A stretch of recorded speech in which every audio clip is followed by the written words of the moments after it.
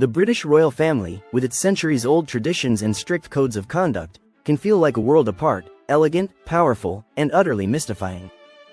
But behind the public smiles, photo ops, and palace pomp, there's a maze of bizarre and surprisingly strict rules that govern almost every aspect of royal life. Hello everyone, welcome back to my channel.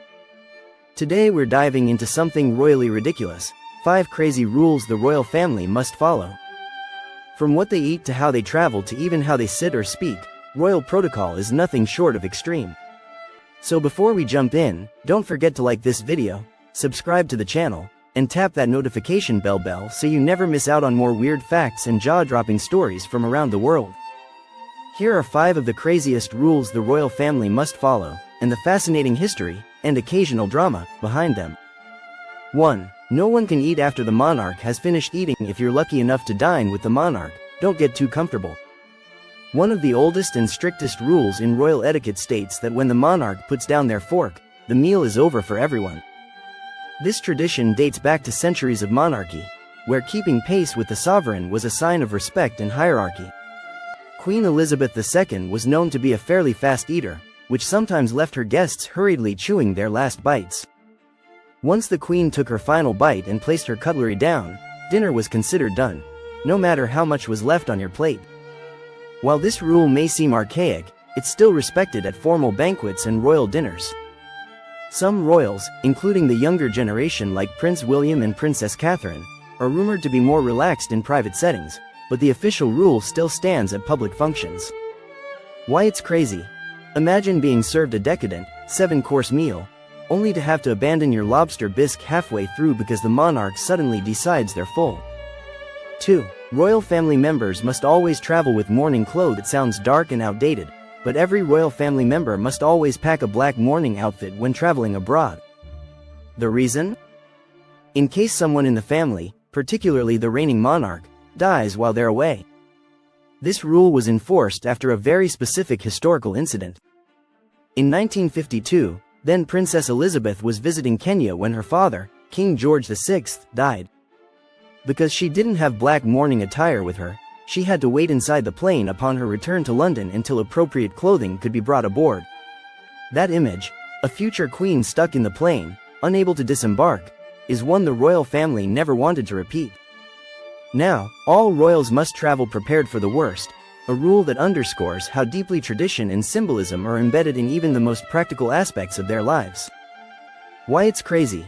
Who else has to plan for national mourning every time they pack a suitcase? 3. They're not allowed to play Monopoly. Yes, you read that right. The royal family is banned from playing Monopoly. Not because of politics, class, or secret Masonic codes, but because things reportedly got a little too heated in the past. Prince Andrew, Duke of York, revealed in 2008 that Monopoly was officially prohibited in the family household. When asked why, he replied, "It gets too vicious."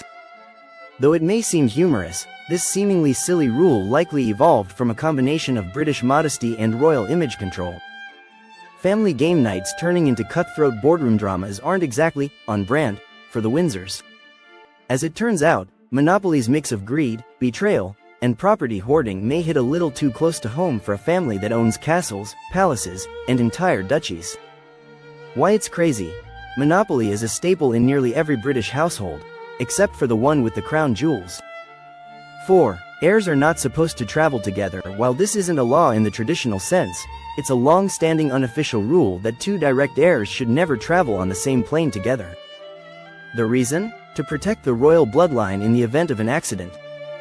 Historically, this rule applied to everyone from kings to infants. For example, Prince Charles and Prince William would rarely fly together when William was a child. The idea was to ensure that if disaster struck, at least one heir to the throne would survive and be able to ascend without constitutional crisis. That said, this rule has been increasingly relaxed in modern times. In 2014, Prince William broke tradition when he flew to Australia with Kate Middleton and Prince George. The royal family stated they had special permission to do so. Still, when George and his siblings grow older, it's expected that they'll start traveling separately. Why it's crazy? It's like Game of Thrones, but with flight logistics. Imagine telling your 5-year-old they need to board a separate jet, just in case. 5. Royals aren't allowed to express political opinions, ever. Despite being among the most powerful figures in Britain, royal family members are strictly forbidden from expressing political views. They cannot vote, cannot run for office, and must remain completely neutral on political matters, even in private. This rule is rooted in the UK's constitutional monarchy system, where the monarch's role is ceremonial and symbolic. By staying out of politics, the royal family maintains its position as a unifying force above partisan divides. This rule even applies during casual conversations and interviews. Royals are trained to avoid political subjects entirely. Queen Elizabeth II was a master of this discipline, famously speaking thousands of words across 7 decades without ever revealing a single personal political opinion. Prince Charles, now King Charles III, has faced criticism over the years for letters sent to government ministers, where he expressed views on architecture, the environment, and public policy. Even Prince Harry and Meghan Markle, since stepping back from royal duties, have spoken more freely, but not without backlash. Why it's crazy? Imagine being born into immense influence, but having to stay silent on every major political issue of your lifetime. Honorable mentions.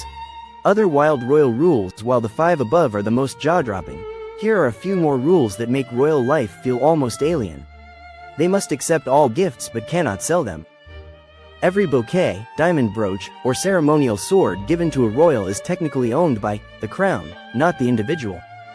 There's a strict dress code. Women must wear hats to formal daytime events and tiaras only after 6 p.m. Men are expected to wear military uniforms or morning suits, depending on the occasion. No selfies or autographs. Royals are discouraged from signing autographs due to forgery risks, and selfies are considered too informal. They walk behind the monarch in strict order of rank. Family members can't just stroll where they please at public events. There's a carefully choreographed pecking order, even when walking. Royal or ridiculous?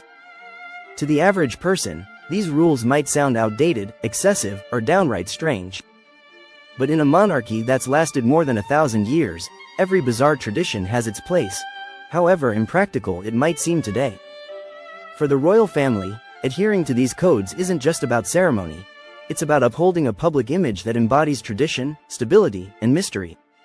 Still, as the monarchy evolves under new generations like William and Catherine, and as Harry and Meghan redefine royalty from afar, some of these crazy rules may eventually disappear, or get even stranger. Until then, it's monopoly-free game nights, separate flights for heirs, and a lifetime of perfectly timed dinner etiquette. And that's it for today's video. Which royal rule shocked you the most? Let me know down in the comments. I'd love to hear what you think. Speech balloon. If you enjoyed this one, give it a thumbs up, hit subscribe, and make sure you turn on that notification bell so you're the first to know when I drop the next crazy story. Thanks so much for watching, and as always, stay curious, stay classy, and I'll see you in the next one.